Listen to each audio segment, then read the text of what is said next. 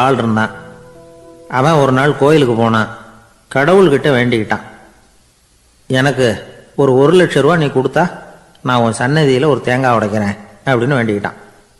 கடவுள் பார்த்தார். உடனே அவன் கண் முன்னாடி தோன்றினார். இந்தா நீ கேட்ட 1,00,000 ரூபாய் அப்படின்னு சொல்லி அவன் கையில் பணத்தை கொடுத்துட்டு மறைஞ்சிட்டார். இவனால் நம்பவே முடியல.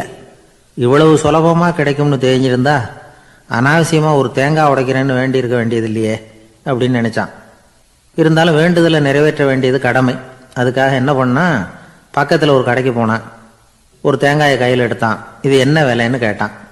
5 ரூபான்னார் கடையில் இருந்தவர். அதிகமாக இருக்குதே விலைன்னா.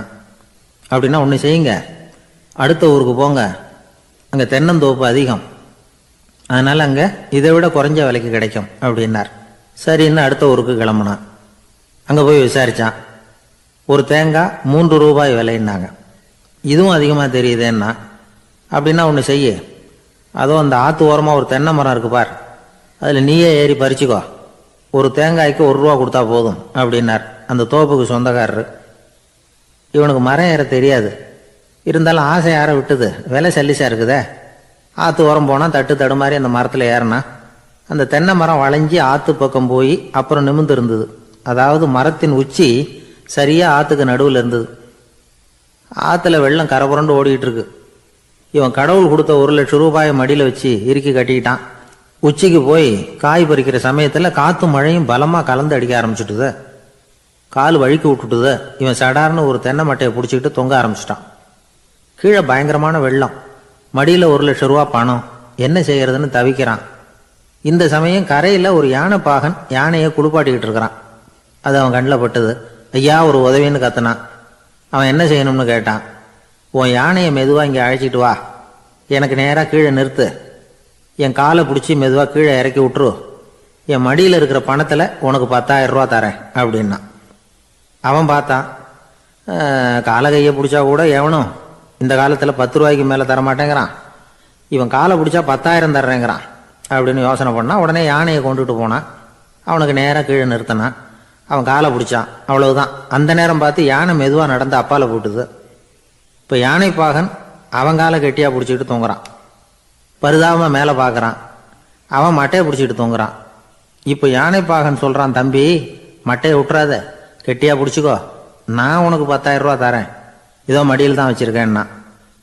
மேலே தொங்குறவனுக்கு இந்த நிலைமையிலேயும் ஒரு சந்தோஷம், மேற்கொண்டு ஒரு 10,000 ரூபா நமக்கு கிடைக்கும் போல இருக்கே அப்படின்னு. இந்த சமயத்தில் ஒருத்தன் ஒட்டகத்தை ஓட்டிகிட்டு வந்தான் அந்த பக்கமாக குளிப்பாட்டுறதுக்கு. யானை பாகம் பார்த்துட்டான். ஐயா ஒட்டகக்காரரே, அதை இங்கே கொண்டுட்டு வா, எங்கள் காலை பிடிச்சி பத்திரமா இறக்கி விடு, நாங்கள் பணம் கொடுக்குறோம்னா. அவனும் பணத்துக்கு ஆசைப்பட்டு வந்தான். அவன் காலை பிடிக்கிற சமயம் ஒட்டகமும் நழுவி போட்டுது. இப்போ 3 பேருமே வரிசையாக தொங்குறாங்க. ஒட்டகக்காரன் கத்துறான், தம்பி மட்டையை விட்டுறாத, கெட்டியாக பிடிச்சிக்கோ, நான் என் மடியில் இருக்கிற 5,000 உனக்கு தந்துடுறேன்னா. மேலே தொங்குறவனுக்கு இன்னமும் சந்தோஷம், இவனும் பணம் தர்றேங்கிறான், அப்படின்னா இன்னைக்கு நமக்கு மொத்த பண வரவு எவ்வளவு அப்படின்னு ஒவ்வொன்றா கூட்டி பார்க்க ஆரம்பித்தான். மனக்கணக்கு சரியாக வரல. அதனால் அப்படியே விரலை விட்டு எண்ண ஆரம்பித்தான். அவ்வளவுதான், மட்டையை விட்டுட்டு கை நழுவி வந்துட்டுது. 3 பேரும் பொத்துன்னு ஆற்றுல விழுந்தாங்க. படாத பாடுபட்டு தட்டு தடுமாறி கரைக்கு வந்து சேர்ந்தாங்க. 3 பேர் மடியில் இருந்த பணமும் ஆற்றோட போட்டுது. பேராசை பெருநஷ்டம் அப்படின்னு ஒரு பழமொழி இருக்குல்ல, அதை விளக்கறதுக்காக சொல்லப்பட்ட கதை இது. இந்த காலத்தில் ஒருத்தர் ஒரு நீச்சல் குளத்தில் நீச்சல் அடிச்சுக்கிட்டு இருக்கிறார். காவலுக்கு இருந்தவர் அதை கவனிச்சுட்டார். கரையிலேருந்து சத்தம் போட்டாராம், இதோ பாருங்க, இங்கே ராத்திரி 8 மணிக்கு மேலே நீச்சல் அடிக்கிறது சட்டப்படி குற்றம், அதுக்கு அனுமதி கிடையாது, தெரியாதா உங்களுக்கு அப்படின்னாராம். இதுக்கு அவரு, ஐயையோ நான் நீச்சல் அடிக்க வந்தவன் இல்லைங்க, சும்மா சுற்றி பார்க்க வந்தவன், தடுமாறி குளத்தில் விழுந்துட்டேன், நீச்சல் தெரியாது, அதனால தத்தளிச்சுக்கிட்டு இருக்கிறேன் அப்படின்னு கத்துனாராம். கரையில் இருந்தவர் பார்த்தார். ஓ அப்படின்னா சரி, அதுக்கு ஒன்றும் தடை இல்லை அப்படின்னு சொல்லிவிட்டு அவர் பாட்டு நடந்து போயிட்டாராம். ஒரு ஊரில் ஒருத்தர் இருந்தான். ஏதோ ஒரு சின்ன அலுவலகத்தில் வேலை பார்த்துக்கிட்டு இருந்தான். ரொம்ப ஏழை. வர்ற கொஞ்சம் வருமானத்தை வச்சு வாழ்க்கையை ஓட்டிகிட்டு இருந்தான். ஒரு நாள் தெரு வழியாக அவன் நடந்து வந்துக்கிட்டு இருக்கிறான். தெருவில் ஒரு காசு கிடந்தது. அதை பார்த்துட்டான். அதை குனிஞ்சு எடுத்தான். அது ஒரு பழங்கால காசு.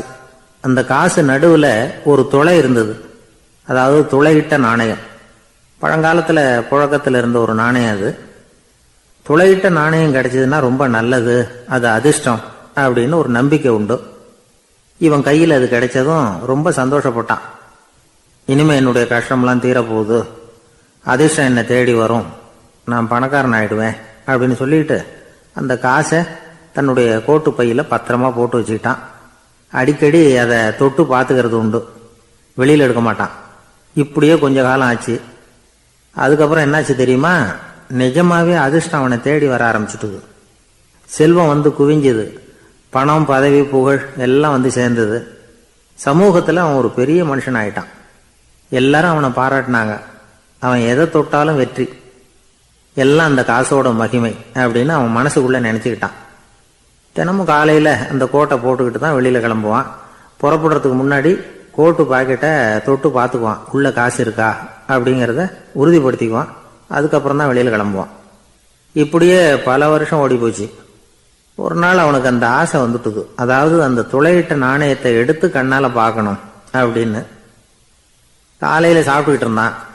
அப்போ தன்னுடைய மனைவி கிட்ட சொன்னான், ரொம்ப நாளைக்கு அப்புறம் என்னுடைய அந்த நாணயத்தை இன்னைக்கு வெளியில் எடுத்து பார்க்க போறேன்னா. என்னத்துக்கு அது, இப்போ அதை பார்க்க வேணாமே அப்படின்னு மெதுவாக இழுத்தாங்க அந்த அம்மா. இல்லை இல்லை, நான் பார்த்தே தீரணும் அப்படின்னு அவன் தன்னுடைய சட்டை பைக்குள்ள கையை விட்டான். உள்ள இருந்த நாணயத்தை வெளியில் எடுத்தான். பார்த்தா அவனுக்கு ஆச்சரியமா போச்சு. அந்த நாணயத்தில் தொலையே இல்லை. என்ன ஆச்சு அப்படின்னு சொல்லி அவன் ரொம்ப குழம்பி போயிட்டான். இப்போ அந்த அம்மா சொன்னாங்க, நான் தான் ஒரு நாள் உங்கள் கோட்டு ரொம்பவும் தூசியாக இருக்கேன்னு சொல்லி அதை ஜன்னலுக்கு வெளியில் உதறினேன். உள்ளே இருந்த அந்த காசு அப்போ எனக்கு தெரியாது, ஞாபகத்தில் இல்லை. அது தெருவில் விழுந்துட்டது போல இருக்கு. அதுக்கப்புறம் எவ்வளவோ தேடி பார்த்தேன், கிடைக்கல. அதுக்குள்ளே அதை யாரோ எடுத்துகிட்டு போயிட்டாங்க போல இருக்கு. அது இல்லைங்கிறது உங்களுக்கு தெரிஞ்சால் வருத்தமாக இருக்குமேங்கிறதுக்காக நான் தான் வேற ஒரு நாணயத்தை எடுத்து சட்டை பைக்குள்ளே வச்சுட்டேன் அப்படின்னு விவரத்தை சொன்னாங்க அந்த அம்மா. இது எப்போ நடந்ததுன்னு கேட்டான். உங்களுக்கு அந்த காசு கிடைச்சதே அன்னைக்கு மறுநாளே இது நடந்து போச்சு அப்படின்னாங்களாம். இதை கொஞ்சம் யோசனை பண்ணி பாருங்க. அவனுக்கு அதிர்ஷ்டத்தை கொடுத்தது அந்த நாணயம் இல்லை, அவனுடைய நம்பிக்கை, அதாவது தன்னம்பிக்கை. அதுதான் வேலை செஞ்சிருக்கு. இதுல இருந்து நாம தெரிஞ்சுக்க வேண்டியது என்னன்னா, வாழ்க்கையில முன்னேற நினைக்கிறவங்களுக்கு தன்னம்பிக்கை ரொம்ப முக்கியம். அது இல்லைன்னா முன்னேற முடியாது. ஒருத்தன் சொன்னானா, நான் எப்பவுமே என்னதான் சார் நம்புவேன், மற்றவங்கள நம்ப மாட்டேன். நேற்றுக்கு பாருங்க, திடீர்னு 10 பேர் என்ன அடிக்க வந்துட்டாங்க, நான் ஒருத்தனாவே அதை சமாளித்தேன் அப்படின்றான் ரொம்ப பெருமையா. அது எப்படின்னு கேட்டாங்களாம். ஒரே ஓட்டமா அங்கேருந்து ஓடி வந்துட்டேன் அப்படின்னு. நிறைய பணம் சேர்த்தான். அவனுக்கு சம்பாதிக்க தெரியுமே தவிர செலவு பண்ண தெரியாது. மகா கஞ்சன். காசை கையில் எடுக்கவே மாட்டான். எடுத்தா செலவு செய்ய வேண்டியிருக்குமே. அதனால இப்படியே அவன் காலத்தை ஓட்டி விட்டான். வயசாயிட்டுது. அவனுடைய மனைவி ஒரு நாள் கேட்டாங்க, இவ்வளவு நாளா நீங்க என்னை எங்கேயுமே அழைச்சிட்டு போனதில்லை, இப்போவாவது அழைச்சிட்டு போகக்கூடாதா அப்படின்னாங்க. எங்க போகணும் சொல்லுன்னா. காசிக்கு போகணும், கங்கையில் குளிக்கணும்னாங்க. இவன் பார்த்தான், இதுக்கு ஏன் அவ்வளவு தூரம் செலவு பண்ணிட்டு போகணும், நம்ம ஊர் ஆற்றுலேயே குளிக்கலாமே, இதுவும் புண்ணிய நதி தான், இங்கே குளிச்சா அங்கே குளிச்ச பலன் கிடைச்சிரும் அப்படின்னா. சரின்னு 2 பேருமா ஆத்தங்கரைக்கு போனாங்க. அன்னைக்கு ஏதோ விசேஷம், நிறைய கூட்டம், நிறைய பேர் குளிச்சுக்கிட்டு இருக்கிறாங்க. கரையில் சில புரோகிதர்கள் நின்றுக்கிட்டு இருக்கிறாங்க. குளிக்கிறதுக்கு முந்தி அவங்க கிட்ட உட்காந்தா ஏதோ மந்திரம்லாம் சொல்லுவாங்க, கொஞ்சம் காசு கொடுக்க வேண்டியிருக்கும். அதனால இவன் என்ன பண்ணான், ஆத்தங்கரையிலேயே கொஞ்சம் தூரம் போனான். ஊரை விட்டு தள்ளி வந்துட்டான், அங்கே யாருமே இல்லை. அப்பாடான்னு சந்தோஷப்பட்டான். குளிக்கலாம்னு புறப்பட்டான். இந்த நேரம் கடவுள் பார்த்தார், இந்த கஞ்சனுக்கு ஏதாவது புத்தி போகட்டணும் அப்படின்னு நினைச்சார். உடனே ஒரு புரோகிதர் மாதிரி உருவத்தை மாத்திக்கிட்டு அந்த ஆள் முன்னாடி வந்து நின்னார். அவனுக்கு அதிர்ச்சி, இங்க யாருமே இருக்க மாட்டாங்கன்னு நினைச்சா இங்கேயுமே ஒரு ஆள் வந்துட்டாரு, என்ன பண்றதுன்னு யோசனை பண்ணான். புரோகிதர் உருவத்தில் இருந்த கடவுள் சொன்னார், இதை பாருங்க, இன்னைக்கு விசேஷ நாள், நீராடுறதுக்கு முன்னாடி சுயகல்பம் பண்ணிக்கிறது ரொம்ப நல்லது அப்படின்னார். என்கிட்ட பணம் எதுவும் இல்லையேன்னா. பரவாயில்ல, அப்புறமா கொடுங்க, வாங்கிக்கிறேன். ஆனால் ஒன்று, எவ்வளவு கொடுப்பீங்கிறத மட்டும் இப்போவே சொல்லிவிடுங்க அப்படின்னார். இவன் ரொம்ப யோசனை பண்ணான். ஒரு 10 பைசா தரேன் அப்படின்னா. சரின்னு ஒத்துக்கிட்டு எல்லா கிரியைகளையும் அவர் செஞ்சார். அதுக்கப்புறம் கணவனும் மனைவியும் ஆற்றுல குளிச்சாங்க. அவர் போயிட்டார். கொஞ்ச நாள் கழிச்சு அவன் வீட்டுக்கு வந்தார் கடனை வசூல் பண்ணுறதுக்கு. வாசலில் நின்றுக்கிட்டு இருந்த அவன் மனைவி, இவரை பார்த்ததும் தயங்க ஆரம்பித்தாங்க. அந்த அம்மா கிட்ட விஷயத்த சொன்னார். அந்த அம்மா ஓடி போய் உள்ளே இருக்கிற தன்னுடைய கணவர்கிட்ட சொன்னாங்க. அவன் யோசனை பண்ணான், இப்போ வெளியில் போனால் அவனுக்கு 10 காசு கொடுக்க வேண்டியிருக்கும், அதனால் எனக்கு காய்ச்சல்னு அந்த ஆளுகிட்ட சொல்லிவிடு, இன்னொரு சந்தர்ப்பத்தில் என்னை வந்து பார்க்க சொல்லு அப்படின்னா. அந்த அம்மா போய் சொன்னாங்க. அப்படிங்களா, அப்படின்னா அவரை நான் உடனே போய் பார்க்கணுமே அப்படின்னு உள்ளே நுழைய ஆரம்பித்தார். அவங்க மறுபடியும் இருங்க தான் வரேன்னு சொல்லிவிட்டு உள்ள ஓடி விஷயத்த சொன்னாங்க. இது ஏதுடா வம்பா போச்சு அப்படின்னு பார்த்தான். மனைவியை கிட்டத்தில் கூப்பிட்டான். இதோ பாரு, ஜன்னி கண்டு நான் இறந்து போயிட்டதா சொல்லிவிடு அப்படின்னா சொன்னாங்க. புரோகிதர் பார்த்தார். அப்படின்னா ஒரு வழியாக இருந்து அவருடைய இறுதி சடங்குகளையும் நானே முடிச்சுட்டு போயிடுறேன் அப்படின்னார். உள்ளே இருந்தவன் யோசனை பண்ணான், அந்த ஆள் என்னை விடமாட்டான் போல இருக்கு, அதனால் ஒரு சவப்பெட்டியில் என்னை வச்சு தூக்கிக்கிட்டு மயானத்துக்கு போங்க பார்த்துக்கலாம் அப்படின்னா. புரோகிதரும் விடுற மாதிரி இல்லை, கூடவே நடந்து போயிட்டு இருக்கிறார். அங்கே இறக்கி சடங்குகளை முடிச்சுட்டு தீ வைக்கிற நேரம் பொட்டிக்குள்ளே இருந்த நம்ம ஆள் அலறி அடிச்சுட்டு வெளியில் ஓடி வந்தான். புரோகிதர் உருவத்தில் இருந்த கடவுள் சிரிச்சார், தன்னுடைய சுய உருவத்தை காட்டினார். அதுக்கப்புறம் அவனை கூப்பிட்டு, இதை பாருப்பா, ஏன் இப்படி அல்லாடுற, ஏதாவது வரம் வேணும்னா கேள்வித்தரேன் அப்படின்னார். அவன் யோசனை பண்ணான். பகவானே, ஒரே ஒரு வரம் தான் உங்ககிட்ட கேட்கணும்னா. என்ன வேணும் கேளுன்னார். அந்த 10 பைசா தட்சணையை தள்ளுபடி பண்ணால் போதும் அப்படின்னா. கடவுளும் சரின்னு சொல்லிட்டு போயிட்டார். இப்படி ஒரு கதையை சுவாமி சிவானந்தர் சொல்லியிருக்கிறார். செல்வந்தர்கள் பல பேர் இப்படித்தான் இருக்கிறாங்க. தாங்களும் அனுபவிக்க மாட்டாங்க, அடுத்தவங்களுக்கும் கொடுக்க மாட்டாங்க. இது மாதிரியான கஞ்சர்களுக்கு இந்த உலகம் இல்லை, அந்த உலகம் இல்லைங்கிறார் அவர். இந்த கதையில் கடவுள் கடன் வசூலுக்கு வந்தது மாதிரி நம்ம ஊர் ஆள் ஒருத்தன் இன்னொருத்தர்கிட்ட 10 பைசா கடன் கொடுத்துட்டான். திருப்பி வாங்கறதுக்கு நடையா நடக்கிறான். கடைசியாக கேட்டான், நீ எப்போ தான் கடனை திருப்பி தரப்போற, அதை முடிவாக சொல்லுன்னா. வர்ற வியாழக்கிழமை கண்டிப்பாக கொடுத்துருவேன் அப்படின்னானா அவன். அன்னைக்கு நான் ஊரில் இருக்க மாட்டேனே அப்படின்னானா இவன். அதனால் என்ன, நானும் தான் அன்னைக்கு ஊரில் இருக்க மாட்டேன் அப்படின்னானா. இந்த உலகத்தில் தான் மட்டும் வாழ்ந்தா போதும் அப்படின்னு நினைக்கிறவங்க உண்டு. தானும் வாழணும், அடுத்தவங்களும் வாழணும் அப்படின்னு நினைக்கிறவங்களும் உண்டு. முதல்ல சொன்ன வகையை சேர்ந்த மனிதர்கள் எப்படி தெரியுமா, எப்படியாவது தான் மட்டும் வாழ்ந்தால் போதுங்கிற நினைப்பு தான் எப்பவும் அவங்களுக்கு இருக்கும். தங்களுடைய வளர்ச்சிக்கு எது தடையா இருந்தாலும் சரி, யார் தடையா இருந்தாலும் சரி, அதை அழிச்சுட்டு தான் மறுவேலை பார்ப்பாங்க. அவங்கெல்லாம் பாவ காரியங்களுக்கு தயங்குறதே இல்லை. அப்படிப்பட்ட வாழ்க்கை அவங்களுக்கே இடைஞ்சல அமைஞ்சு விடுறது உண்டு. அதை விளக்கறதுக்கு ஒரு கதையும் உண்டு. ஒரு ஊர்ல அப்படிப்பட்ட ஆள் ஒருத்தன் இருந்திருக்கான். நிறைய பாவங்களை செஞ்சவன். அதன் காரணமா நரகப்படுகொழியில விழுந்துட்டான். நரகப்படுகொழிங்கிறது ஒரு பெரிய கிணறு மாதிரி. ஏற்கனவே பாவம் செஞ்சவங்க நிறைய பேர் அதில் விழுந்து கிடக்குறாங்க. உள்ள ஏகப்பட்ட சத்தம், எல்லாம் அந்த பாவாத்மாக்கள் போடுற சத்தம். இப்போ விழுந்தானே இவனும் சத்தம் போட்டான். இவன் போடுற சத்தம் கொஞ்சம் அதிகமாக கேட்டுது. இந்த கிணத்துக்கு பக்கத்தில் புத்தர் உட்கார்ந்துருக்கிறார். அவர் காதில் இவன் போடுற சத்தம் விழுந்தது. உடனே அந்த கிணத்தடிக்கு போனார். குனிஞ்சு பார்த்தார். சாமி என்னை காப்பாத்துங்க அப்படின்னு கத்தனா இவன். புத்தர் அவனை கொஞ்சம் கவனிச்சு பார்த்தார். மனித சமுதாயத்துக்கு அவன் என்னென்ன கெடுதல் பண்ணியிருக்கிறாங்கிற விவரம்லாம் அவர் மனக்கண்ணில் தெரிஞ்சது. அவருக்கு எல்லாம் புரிஞ்சு போச்சு. இருந்தாலும் அவனை காப்பாத்துறதுக்கு ஏதாவது வழி உண்டா அப்படின்னு யோசிச்சார். அவன் தன்னுடைய வாழ்நாளில் ஏதாவது நல்லது செஞ்சிருக்கானா அப்படின்னு பார்த்தார். ஒரே ஒரு சமயம் அவன் தன்னுடைய காலடியில மிதிபட இருந்த சிலந்தியை மிதிக்காமல் தாண்டி போயிருக்கிறான். இந்த ஒரு காரியத்துக்காக அவனை கரையேற்ற முடியுமா அப்படின்னு நினைச்சார். அவ்வளவுதான். உடனே அவர் கையில ஒரு சிலந்தி வந்து உட்காந்துதான். அதுகிட்ட இருந்து நூல் இழை வெளிவர ஆரம்பிச்சது. அந்த நூல் இழை கிணற்று ஆழம் வரைக்கும் அப்படியே நீண்டுகிட்டே போச்சான். புத்தர் பார்த்தார். இந்த நூலை பிடிச்சுக்கிட்டு மேலே ஏறி வா அப்படின்னார். என்னங்க சொல்றீங்க, இந்த சிலந்தி நூல் என்ன தாங்குமான்னு கத்துனான். எல்லாம் தாங்கும், அதை பிடிச்சிக்கிட்டு ஏறி வா அப்படின்னார். சந்தேகத்தோடவே அவன் அந்த நூல் இழைய பிடிச்சி இழுத்து பார்த்தான். ரொம்ப வலுவா இருந்தது. அவனுக்கு ஆச்சரியம். அதை பிடிச்சிக்கிட்டே மெதுவா மேலே ஏறி வர ஆரம்பிச்சுட்டான். பாதி தூரம் ஏறி வந்திருப்பான். அப்போ அவன் காலுக்கு கீழே ஏதோ சத்தம். என்னன்னு குனிஞ்சு பார்க்கறான். கீழே கிடந்தவங்க சில பேரும் அந்த நூலை பிடிச்சி மேலே வந்துகிட்டு இருக்கிறாங்க. இவனுக்கு கோபம் வந்துட்டுது. தன்னுடைய இடுப்புல வச்சிருந்த கத்தியை எடுத்து தன்னுடைய காலுக்கு கீழே நூல் இழையை அப்படியே வெட்டி விட்டுட்டான். இனிமே நாம மட்டும்தான் மேலே ஏறி வந்துடணும் அப்படின்னு நினைச்சுக்கிட்டான். ஆனா நடந்தது என்ன தெரியுமா, மொத்த நூல் இழையும் அப்படியே அருந்து கீழே விழுந்துட்டுது. அவனும் பொத்துன்னு கீழே விழுந்துட்டான். மறுபடியும் கத்த ஆரம்பிச்சுட்டான். ஏற்கனவே அவன் செஞ்சிருந்த ஒரு சிறு கருணை அந்த நூல் இழைக்கு உறுதியை கொடுத்தது. இப்போ அவன் செஞ்ச பாவம் அந்த நூல் இழைய வலுவிழக்க செஞ்சுட்டுது. அடுத்தவங்களும் வாழணுங்கிற எண்ணம் அவனுக்கு இருந்திருந்தா இப்போ அவனும் கரையேறி வந்திருப்பான், மற்றவங்களும் சௌக்கியமா வந்து சேர்ந்திருப்பாங்க. அதனால நாமும் வாழணும், அடுத்தவங்களும் வாழணும் அப்படின்னு நினைக்கிறவன் வாழ்க்கையில சீக்கிரம் முன்னுக்கு வந்துடுவான். ஒருத்தன் ஒரு டாக்டர் கிட்ட போனான், மருந்து வாங்கினான், வாங்கி கொண்டாந்து பேசாம வச்சுட்டான், சாப்பிடல. அப்புறம் எதுக்காகப்பா போய் அவர்கிட்ட மருந்து வாங்கினேன் அப்படின்னு கேட்டாங்க. டாக்டர் வாழணும் இல்லையா, அதனாலதான் அப்படின்னா. அவர் கொடுத்த மருந்தை நீ ஏன் சாப்பிடல அப்புறம் அப்படின்னு கேட்டாங்க. நான் வாழணும் இல்லையா, அதுக்காக தான் அப்படின்னா. யாருக்காவது ஏதாவது கொடுத்துக்கிட்டே இருப்பார் கொடையாளி.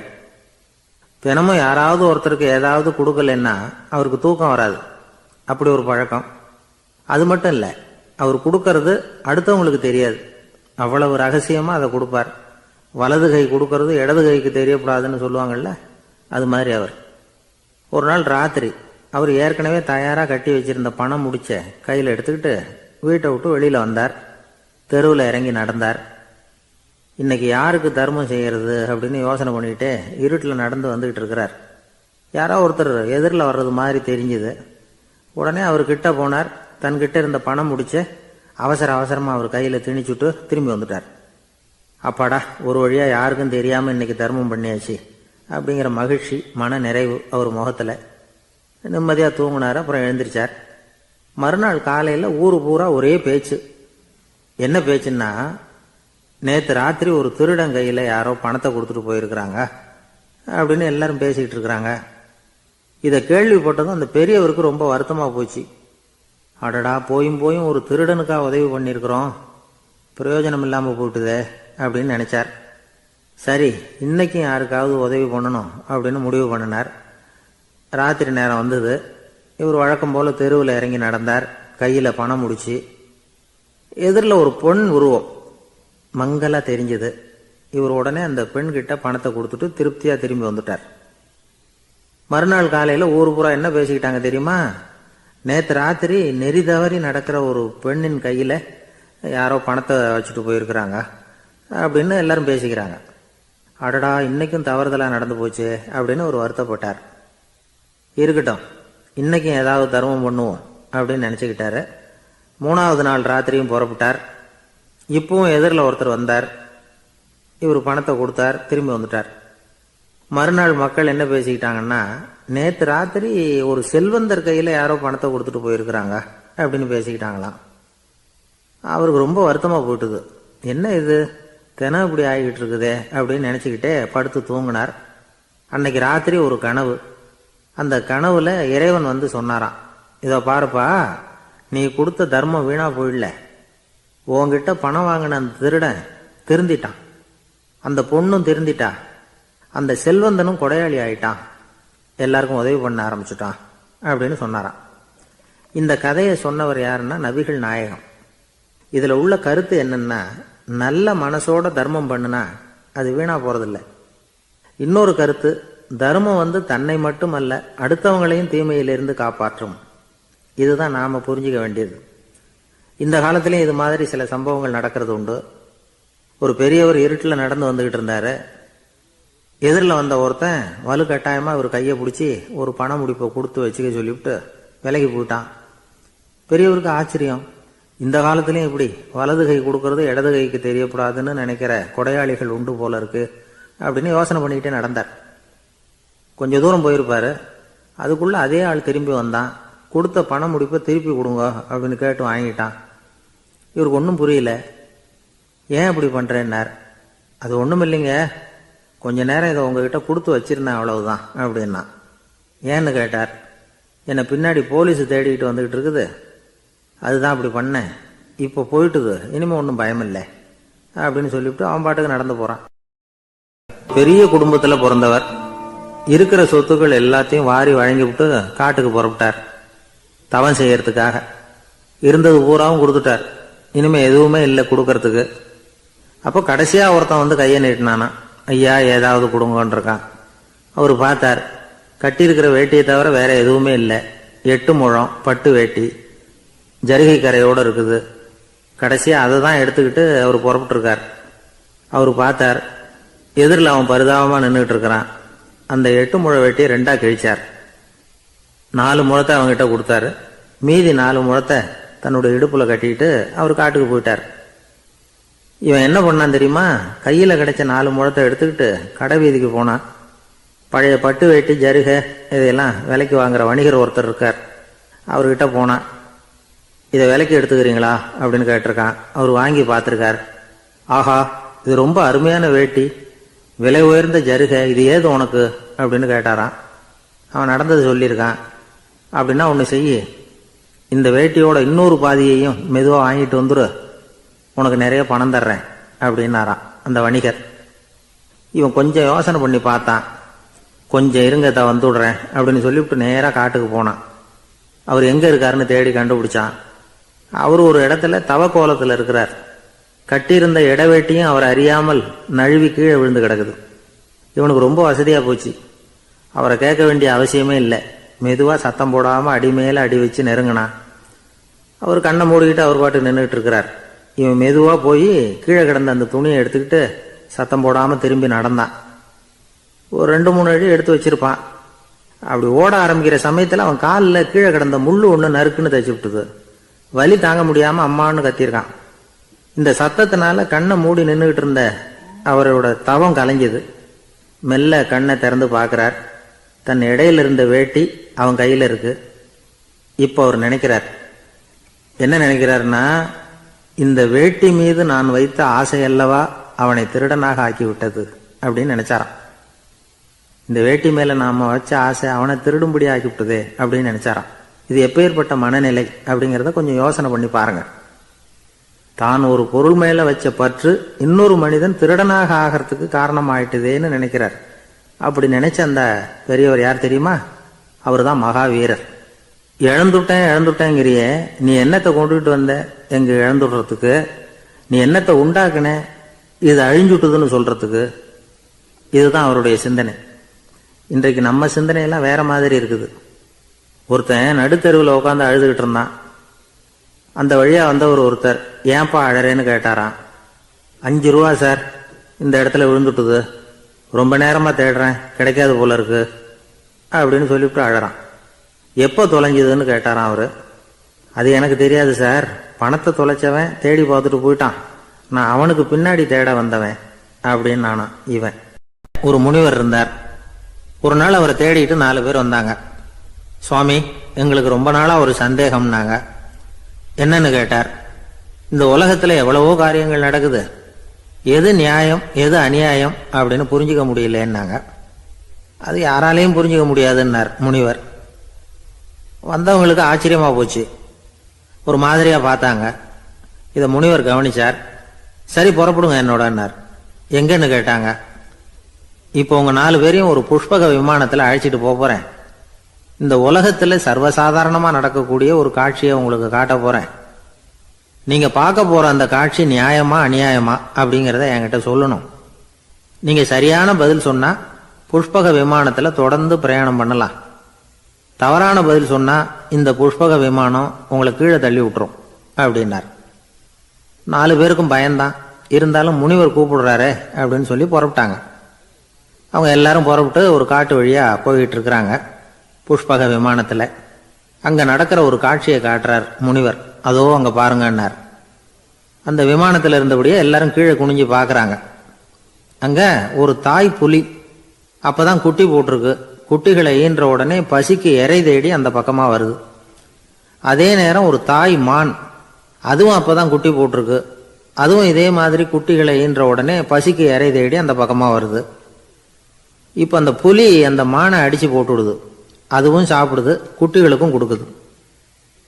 இப்போ அந்த புலிக்குட்டிகள் முகத்துல மகிழ்ச்சி, தாயை இழந்த அந்த மான் குட்டிகள் முகத்துல துக்கம்.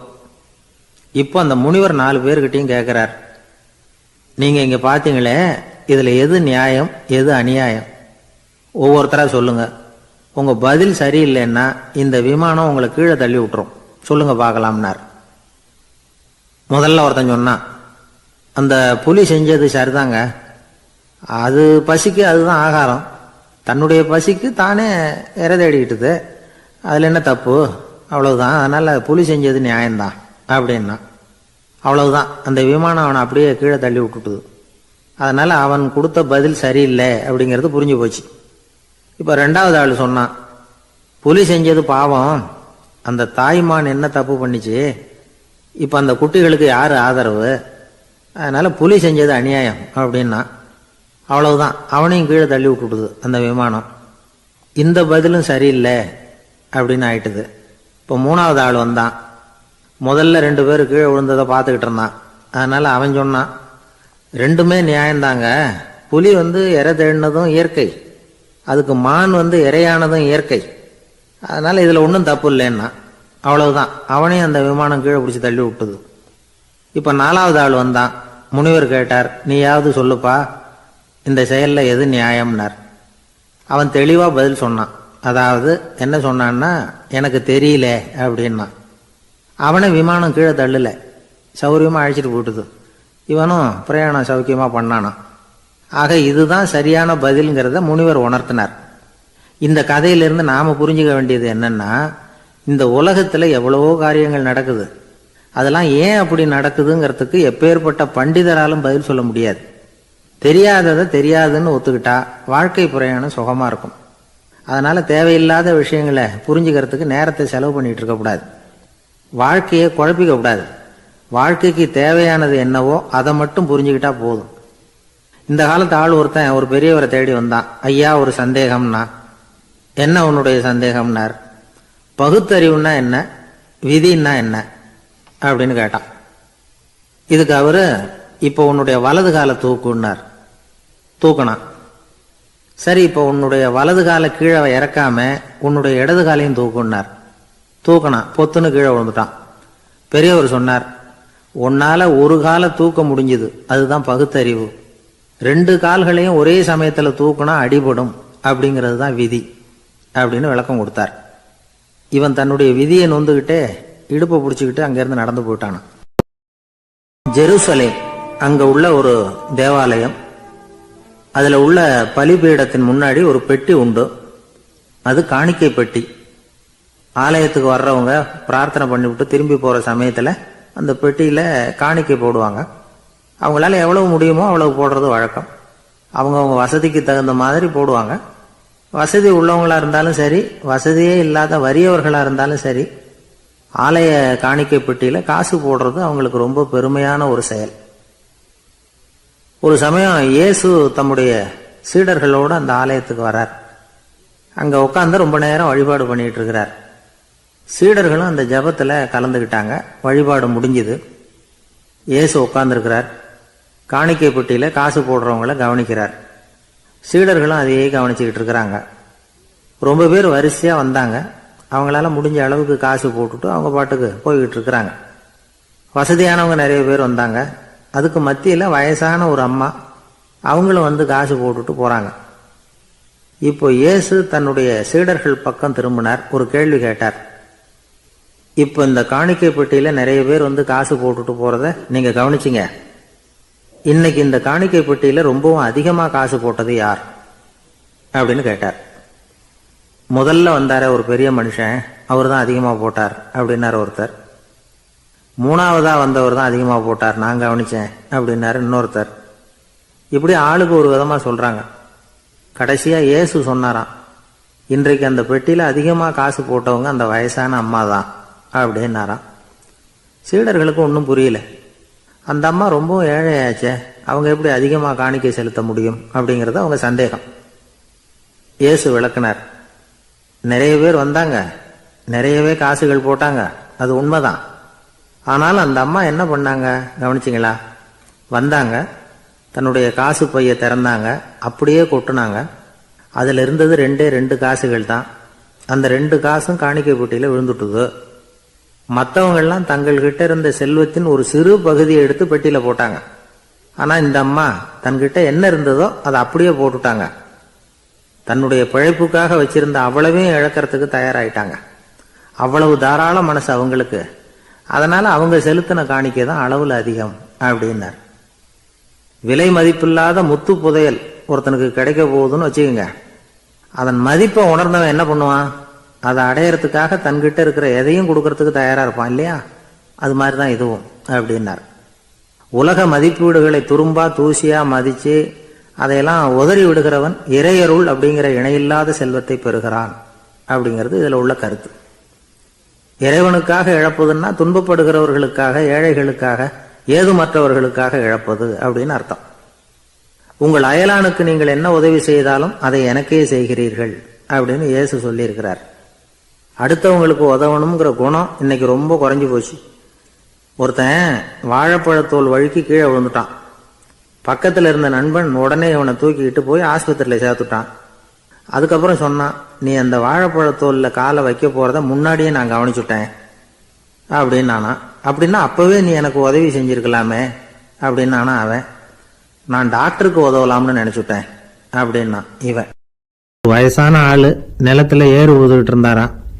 கிழிஞ்சு போன ஒரு சின்ன துண்டை தான் இடுப்புல கட்டியிருந்தாராம். தலையில ஒரு கந்தலை சுத்தி இருந்தார். உடம்பு பூரா சேரு. ரொம்ப ஏழை. ஏறு ஓட்டிட்டு இருக்கிறவர் வேற எப்படி இருப்பார்? இருந்தாலும் அந்த ஆளு ரொம்ப ஜாலியா பாட்டு பாடிக்கிட்டே ஏறு ஊதுகிட்டு இருந்தாராம். உடம்புலதான் அவர் ஏழையை தவிர மனசுல ஒரு ஏழையா தெரியல. அந்த சமயத்துல அந்த நாட்டு ராஜா அந்த பக்கமா குதிரை மேல வந்தாராம். வேட்டைக்கு போயிட்டு பரிவாரங்களோட திரும்பி வந்துகிட்டு இருக்கிறார். ரொம்ப செல்வ செழிப்புல இருக்கிற ராஜா அவர். அவரு இந்த வயசான விவசாயியை பார்த்திருக்கார். இந்த ஆள் ரொம்பவும் ஏழைங்கிறது அவர் பார்த்தாவே பளிச்சுன்னு தெரியுது. கட்டிக்கிறதுக்கு நல்ல துணி இல்லை. உடம்போ இழைச்சி போயிருக்குது.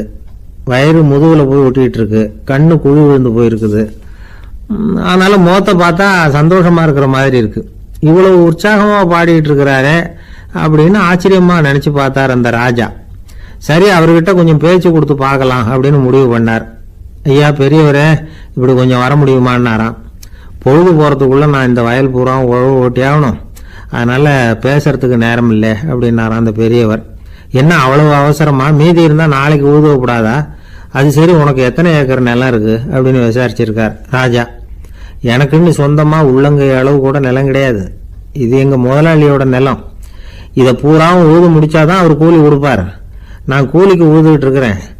உங்ககிட்ட பேசிக்கிட்டு இருந்தா அவருக்கு துரோகம் பண்ணது மாதிரி ஆயிடும் அப்படின்னாராம்.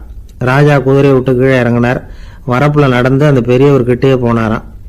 சரி, ஒரு நாள் பூரா ஊதுதான் உனக்கு எவ்வளவு கூலின்னு கேட்டிருக்கார். 8 அணா கூலி கிடைக்கும்னாராம் அவர்.